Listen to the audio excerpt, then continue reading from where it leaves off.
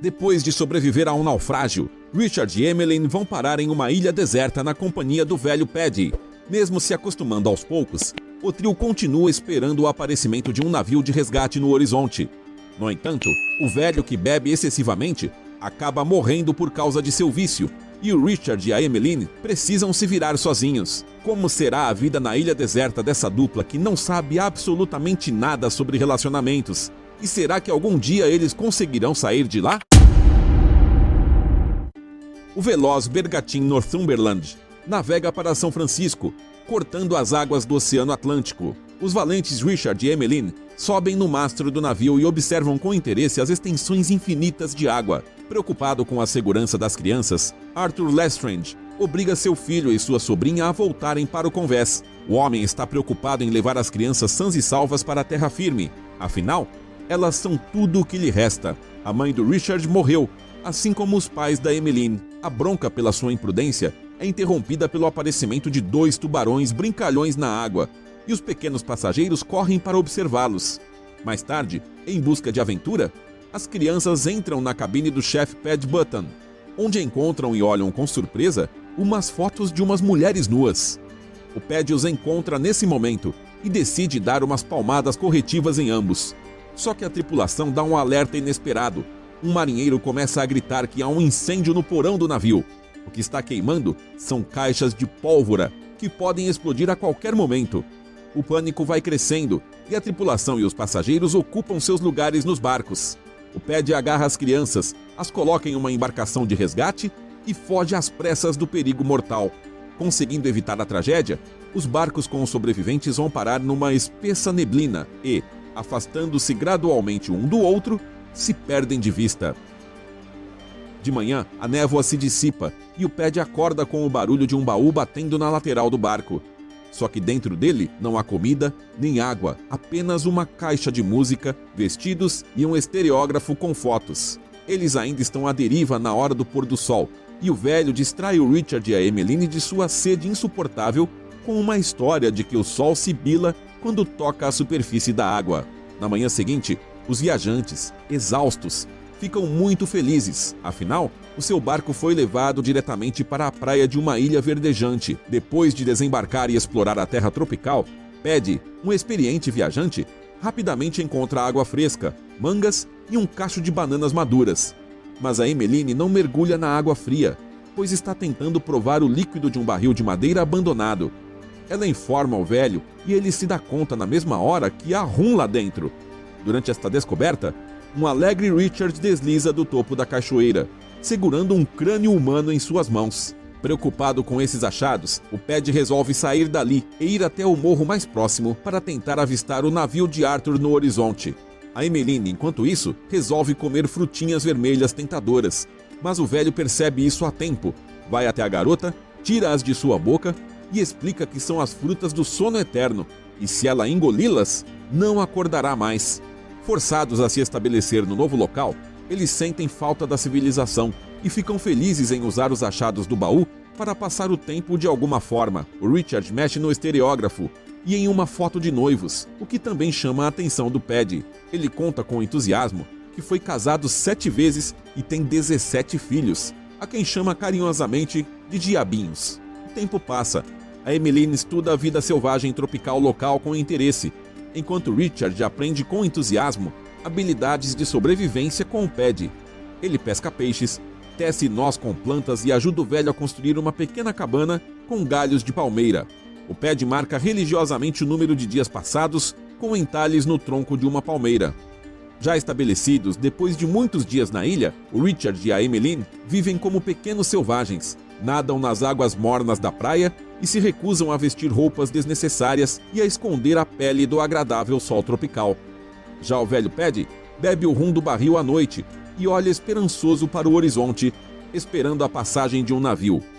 Em um passeio para colher frutas, o Paddy vai para o outro lado da ilha, onde vê algo assustador e se dá conta de que não estão sozinhos ali.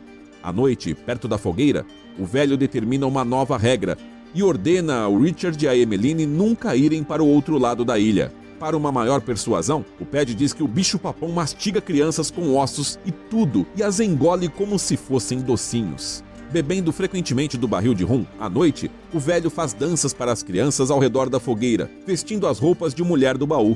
Uma manhã, depois de mais uma bebedeira, ele vai nadar com seu amado barril, enquanto as crianças dormem despreocupadas. Acordando com os gritos frenéticos de uma arara próxima, o Richard e a Emmeline descobrem que o Paddy não está em lugar nenhum.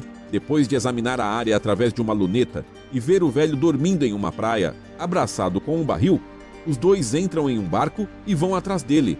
No caminho, eles conversam como será engraçado quando o velho acordar e encontrar uma guirlanda de flores em sua cabeça. Mas ao desvirar o Paddy, Richard e a Emmeline veem o rosto azulado do velho, em cuja boca os caranguejos da praia até já se instalaram. A Emmeline, incapaz de ficar no local onde o Paddy morreu, pede para o Richard que a leve embora dali. Na manhã seguinte, depois de recolher as coisas e colocá-las no barco, as crianças vão embora da praia. Enquanto circulam a ilha, eles encontram uma tranquila lagoa azul, com águas calmas e claras, e decidem que é um ótimo lugar para morar um tempo. Depois de dominar perfeitamente tudo o que o velho Paddy ensinou, o Richard consegue peixes e frutas facilmente e também constrói uma nova cabana. Depois de se instalar bem no novo lugar, a dupla nada alegremente entre os recifes, explora o fascinante mundo submarino e os anos vão passando despercebidos naquele paraíso tropical. Já mais velhos, Richard e a Emmeline agora vivem em uma cabana de 2 andares, construída com as próprias mãos. No entanto, intermináveis brigas adolescentes finalmente chegam à tranquilidade da vida tropical. Sem entender muitos detalhes da puberdade, os jovens tentam evitar conflitos, mas por causa de uma eterna irritabilidade da menina, não dá certo.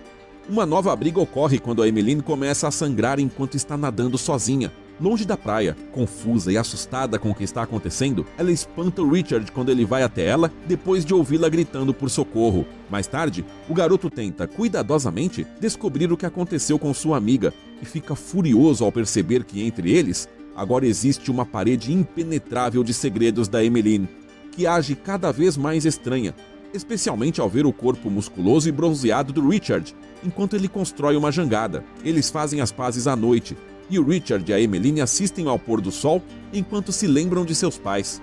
O rapaz espera que seu pai, Arthur, chegue um dia navegando em um navio e os tire da ilha. Observando o pôr do sol escaldante, a dupla também se lembra do velho Paddy e tenta ouvir através do barulho do vento e das ondas o som da esfera ardente descendo na água. À noite, enquanto fritam peixes deliciosos em uma fogueira, o Richard, como uma criança pequena, faz perguntas intermináveis. O cara sonha que um livro com respostas para todas as perguntas que o atormentam cairá do céu, mas a Emmeline diz que só Deus sabe de tudo. Mais tarde, no jantar, o inquieto Richard se pergunta: o que os peixes pensam? A noite despreocupada da dupla é interrompida pelo som de tambores vindos do outro lado da ilha. Escondido de uma chuva tropical em sua cabana, o Richard se diverte tocando uma flauta que ele mesmo fez, o que irrita muito a Emmeline. Ela não suporta os sons daquela criatividade musical. Com muita raiva do cara, ela o cutuca com um guarda-chuva e o imita, o que provoca uma perseguição travessa. Depois de jogar a garota na areia e subir em cima dela, o Richard, brincando, faz a Emmeline admitir que ele é o corredor mais rápido e o melhor nadador da ilha. À noite, a menina sai para brincar nas ondas costeiras, cheias de plâncton luminoso. Desenhando círculos na água ao seu redor, a garota atrai a atenção do Richard, que a observa fascinado e, seguindo a amiga, ele mergulha na água fresca do mar. No dia seguinte, enquanto Richard está ocupado caçando peixes, a Emmeline vai para o outro lado da ilha. Lá, ela encontra uma enorme estátua de pedra com as características de um rosto humano. A garota acredita que a estátua é uma divindade, mas ao ajoelhar-se, vê horrorizada um fluxo de sangue vermelho espesso correndo da base. Ao voltar para a cabana, a Emmeline conta para o Richard sobre sua descoberta. Porém, o cara fica furioso por ela ter desrespeitado a regra e a deixa falando sozinha. Para acalmar seus pensamentos, a Emmeline vai dormir, mas mesmo em seus sonhos, ela é assombrada pela imagem de Deus, que é logo substituída por visões da morte do Richard. Depois de acordar do pesadelo com um grito, a garota assustada pede ao Richard que nunca a deixe sozinha e, em um surto de sentimentos sinceros, o beija na boca. Mas logo em seguida, ela se afasta como um animal assustado. O cara, interessado naquele novo sentimento incomum, se aproxima devagar da Emmeline à noite. Mas ao acordar, a garota o afasta. Pela manhã, o Richard não fala com a Emmeline de maneira bastante provocativa. Justamente no dia em que há muita tensão entre eles, surge no horizonte um enorme veleiro, que o rapaz enxerga, enquanto está longe da cabana em uma palmeira.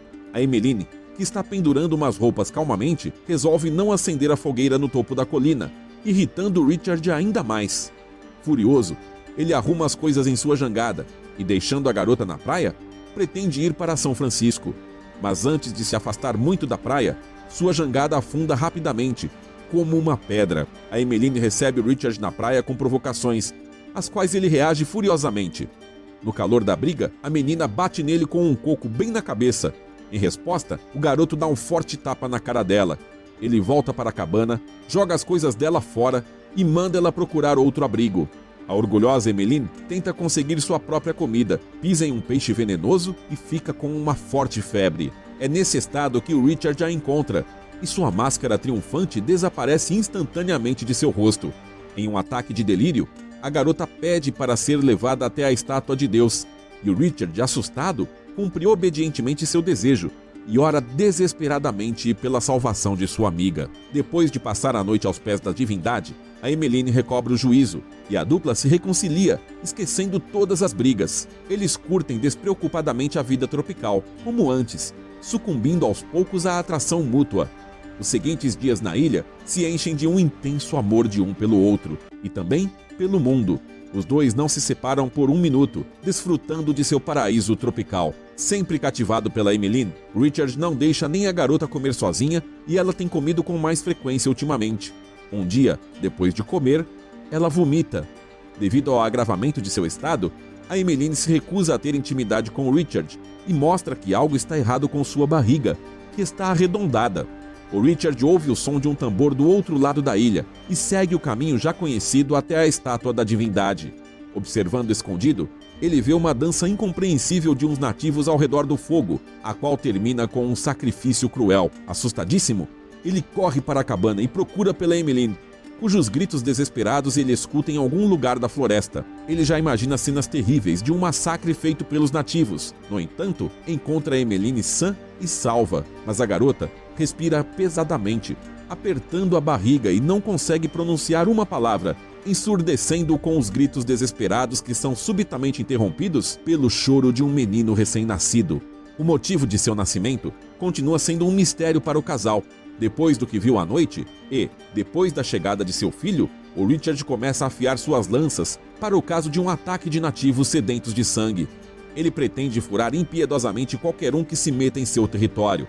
Os pais jovens ficam completamente envolvidos na criação do recém-nascido. Os primeiros dias de vida dele na ilha são maravilhosos para eles. A Emmeline passa o tempo com o bebê, cheia de ternura e amor, ensinando-o a nadar debaixo da água, algo que ela compartilha com entusiasmo com o Richard. A partir desse momento, tanto na terra quanto na água, o trio se torna inseparável. Os pais proporcionam ao bebê de cabelos loirinhos a melhor infância que pode haver em uma ilha deserta. Eles constroem barcos, mergulham com tartarugas e jogam jogos divertidos, ajudando o pequeno Paddy a explorar o mundo ao seu redor. Mesmo nesse paraíso tropical, o Richard ainda espera que um navio apareça no horizonte e, às vezes, passa um tempo com o Paddy na torre de vigia, olhando para longe através da luneta. Em um passeio para longe de sua cabana, Richard e a Emmeline mostram para o Paddy uma praia de argila, onde o jovem pai, chafurdando na lama, imita o bicho-papão, fazendo o bebê gritar de alegria. Sujos de barro e irreconhecíveis, Richard e a Emmeline não sabem que alguém os está observando através de uma luneta. O navio de Arthur Lestrange está se aproximando da ilha. Ele está procurando pelo seu filho e sua sobrinha há muitos anos. O navio navega rapidamente para perto da costa. Trocando olhares ansiosos e lendo os pensamentos um do outro, o Richard e a Emmeline não correm em direção aos salvadores, mas pegam o Paddy e se escondem nos densos matagais tropicais. Arthur, sem reconhecer seu filho e sua sobrinha, instrui o capitão a continuar navegando. No mesmo dia, o feliz trio vai de barco até sua velha cabana, para que Richard colha bananas. A Emmeline fica de olho na praia, não concorda em se aproximar da cabana e fica com o Paddy. Curioso para explorar a nova área, o pequeno colhe tentadoras frutas vermelhas do mato e as leva para o barco enquanto a Emmeline se perde em seus pensamentos. Voltando para o Paddy, ela se senta com o bebê no barco e espera o retorno do Richard, que, nesse momento, colhe cachos de frutas maduras. Sem que a Emmeline perceba, o barco navega para longe da costa. Depois de perder um remo, a menina não consegue mais lidar com a situação sozinha e pede ajuda ao Richard, que imediatamente vai nadando até a família. No entanto, um tubarão sanguinário aparece de repente atrás dele e, ao lutar com ele, a Emmeline perde o segundo remo. O barco se afasta cada vez mais da costa. Com as mãos, o Richard tenta alcançar pelo menos um remo, mas todas as tentativas são em vão. Vencendo o desespero e aceitando o inevitável, o trio fica à deriva no barco, indo cada vez mais longe em mar aberto sem comida e sem água. Os dias passam, a sede e a fome aumentam. O esperto Paddy começa a comer as frutas vermelhas maduras, que ele mesmo colheu na praia e colocou no barco. O pai e a mãe, exaustos, percebem isso tarde demais, quando o bebê já engoliu alguns pedaços e começou a adormecer. Não vendo outra saída, o Richard silenciosamente entrega a Emmeline as frutas do sono eterno e ela concorda em comê-las. O veloz Bergatin avança rapidamente, movido à vela, cortando as águas do Oceano Atlântico. O vigia do mastro informa ao Arthur que avistou um barco a bom bordo. O capitão dá a ordem de lançar uma embarcação na água, com esperança de se aproximar do barco à deriva. Ele reconhece seu filho Richard e sua sobrinha Emmeline nos rostos daqueles adultos. Ansioso, ele pergunta ao marinheiro se eles estão mortos. Ele responde que estão vivos, só estão dormindo.